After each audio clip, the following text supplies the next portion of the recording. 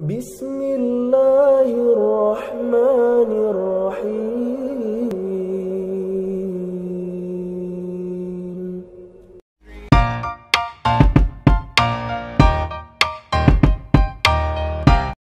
Assalamualaikum warahmatullahi wabarakatuh. Bagaimana kabarnya soli-soliha? Semoga semuanya dalam keadaan sehat, tetap semangat dan bahagia. Jangan lupa untuk selalu bersyukur pada Allah dengan taat beribadah kepadanya. Baiklah, sebelum kita mulai pembelajaran hari ini, kita berdoa bersama dengan membaca basmalah. Bismillahirrahmanirrahim. Coba kalian amati gambar peta Indonesia ini. Ya, hari ini kita akan belajar tema 1, subtema 2, pembelajaran 3 dan 4. Jadi tujuan pembelajaran hari ini adalah yang pertama dapat mengetahui karakteristik geografis Indonesia. Kemudian yang kedua dapat menyebutkan pengamalan nilai-nilai Pancasila dalam kehidupan sehari-hari. Yang ketiga dapat menyebutkan ketampakan alam dan iklim di Indonesia. Indonesia merupakan bangsa yang dikaruniai Allah dengan sumber daya alam yang sangat beragam dan melimpah. Mulai dari keragaman potensi alamnya sampai keadaan penduduknya. Dengan penduduk yang tersebar hampir di 13.466 pulau dari Sabang sampai Merauke. Wilayah Indonesia yang sangat luas dan berbentuk kepulauan sangat mempengaruhi terbentuknya keragaman di masyarakat, antara lain suku, budaya, agama, bahkan kegiatan ekonomi. Di setiap pulau didiami oleh beberapa suku bangsa. Suku-suku pulau-pulau besar yang ada di Indonesia antara lain misalkan di Pulau Sumatera. Suku yang mendiami adalah suku Aceh, suku Alas, Gayo, Singkil, Melayu, Batak, dan lain-lain.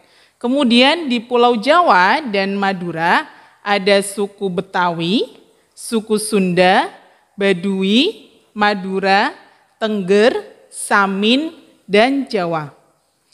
Di Pulau Bali dan Nusa Tenggara ada suku Bali, Sasak, Sumba, Donggo, Rote, Flores, dan lain-lain. Kemudian di Pulau Kalimantan ada suku Dayak, Kutai, Berau, Bahu, Kenyah, dan lain-lain. Kemudian di Pulau Sulawesi ada suku Sangir, Bugis, Toraja, Gorontalo, dan lain-lain. Kemudian di Pulau Maluku ada suku Ambon, Bacan, Kei, Tanimbar.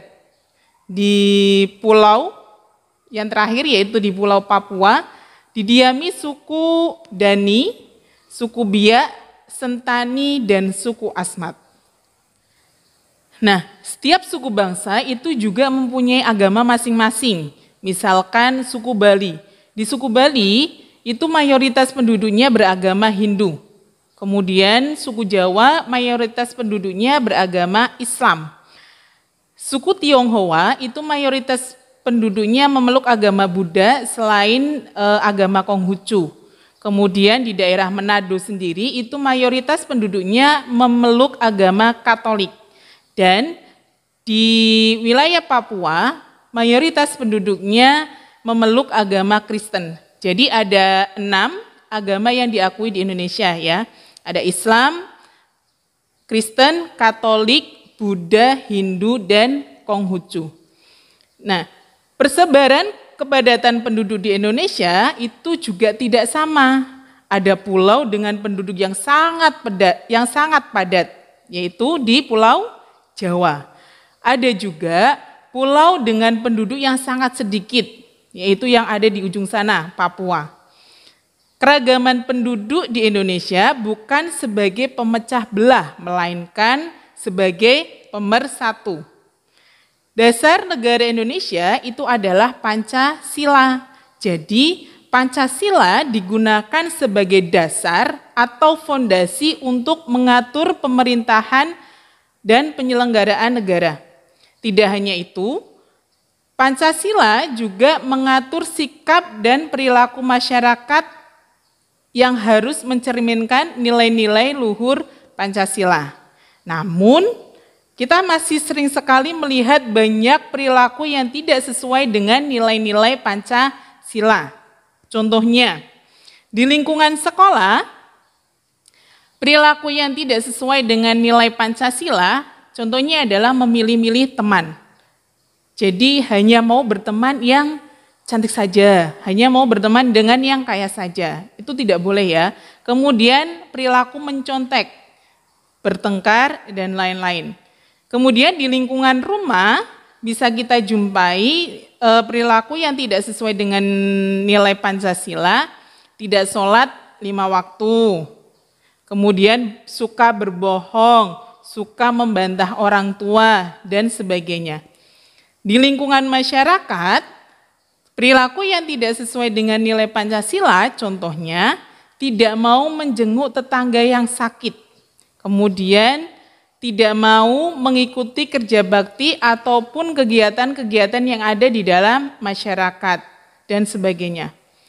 Padahal semua perilaku dan sikap yang kita tunjukkan itu harus dapat dipertanggungjawabkan, baik pada diri sendiri, keluarga, masyarakat, maupun Tuhan Yang Maha Esa, bahkan terhadap alam dan lingkungan di sekitar kita.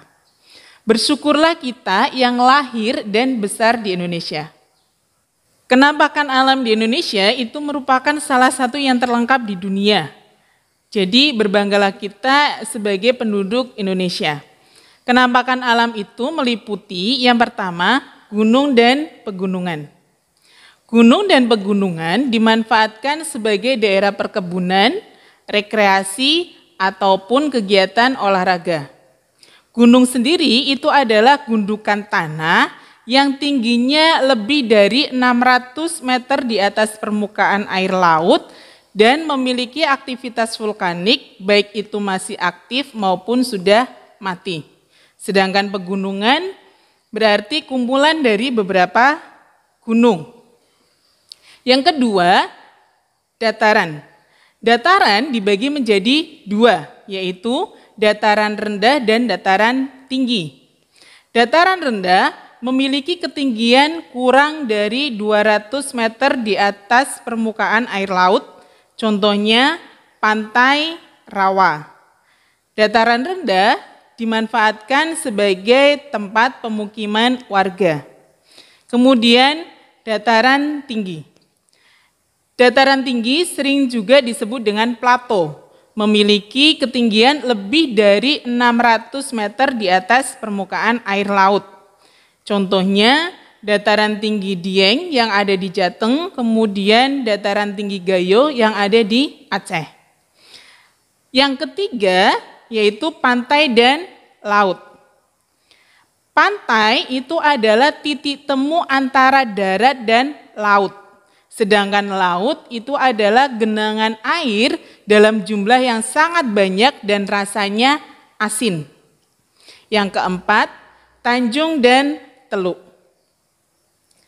Tanjung merupakan daratan yang menjorok ke laut. Dan Indonesia mempunyai banyak sekali tanjung karena wilayahnya berbentuk kepulauan.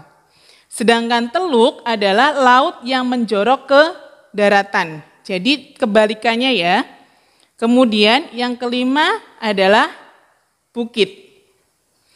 Bukit adalah gundukan tanah yang lebih rendah dari gunung dan tidak ada aktivitas vulkanik. Kemudian yang keenam, lembah. Lembah adalah dataran rendah yang dikelilingi oleh pegunungan dan perbukitan. Kemudian yang ketujuh, padang rumput. Padang rumput adalah tanah lapang yang dipenuhi oleh rumput dan tanaman yang tidak berkayu.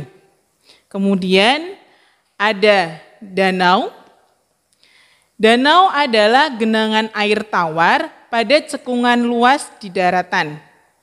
Kemudian ada sungai. Sudah sering kita lihat ya. Ya, sungai adalah aliran air di daratan yang mengalir dari hulu ke hilir. Hulu itu berarti tempat yang lebih tinggi, sedangkan hilir itu adalah tempat yang lebih rendah. Kemudian ada rawa. Rawa itu adalah lahan genangan air yang terjadi sepanjang masa dan tanahnya berlumpur. Letak astronomis Indonesia yang berada di wilayah tropis itu membuat Indonesia beriklim tropis. Nah, karakteristik dari iklim tropis tersendiri antara lain, yang pertama, letaknya di bagian bumi antara 23,5 derajat lintang utara sampai 23,5 derajat lintang selatan.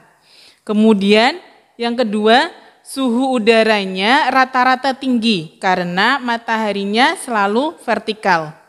Kemudian yang ketiga, rentang atau perbedaan suhu rata-rata tahunan kecil di Khatulistiwa sendiri antara 1 sampai 5 derajat Celcius.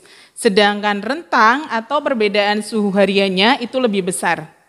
Yang keempat, tekanan udaranya lebih rendah dan perubahannya terjadi secara perlahan dan beraturan. Yang kelima, penguapan air lautnya cukup tinggi sehingga banyak sekali terdapat awan.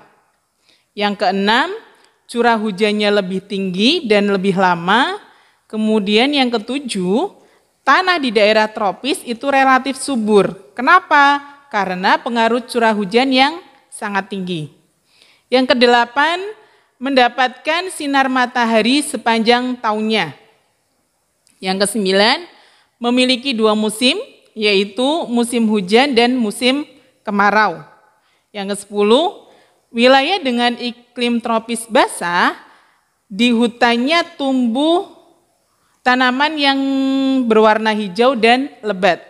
Sedangkan wilayah dengan iklim tropis kering, banyak terdapat sabana ataupun padang rumput. Contohnya di Nusa Tenggara Timur, itu di sana terdapat padang rumput yang sangat luas. Kemudian yang terakhir, dapat mempengaruhi iklim global jika terjadi perubahan yang sangat signifikan. Jadi sudah sangat jelas bagaimana kuasanya Allah. Seperti yang tercantum di dalam Quran surah Al-Baqarah ayat 164. Dengan artinya, sesungguhnya dalam penciptaan langit dan bumi, silih bergantinya malam dan siang, bahtera yang berlayar di laut membawa apa yang berguna bagi manusia, dan apa yang Allah turunkan dari langit berupa air, lalu dengan air itu segala jenis hewan, dan pengisaran angin dan awan yang dikendalikan antara langit dan bumi. Sungguh terdapat tanda-tanda keesaan dan kebesaran Allah bagi kaum yang memikirkan. Demikian pembelajaran kita pada hari ini. Jangan lupa dikerjakan LK-nya. Sholat 5 waktu dan tetap semangat belajar meski kita belum bisa bertatap muka. Kita tutup pelajaran hari ini dengan membaca hamdalah bersama. Alhamdulillahirabbil alamin. Ustazah tutup. Wassalamualaikum warahmatullahi wabarakatuh. Sampai jumpa lagi soli-solihah. I should fuck her in the Benz.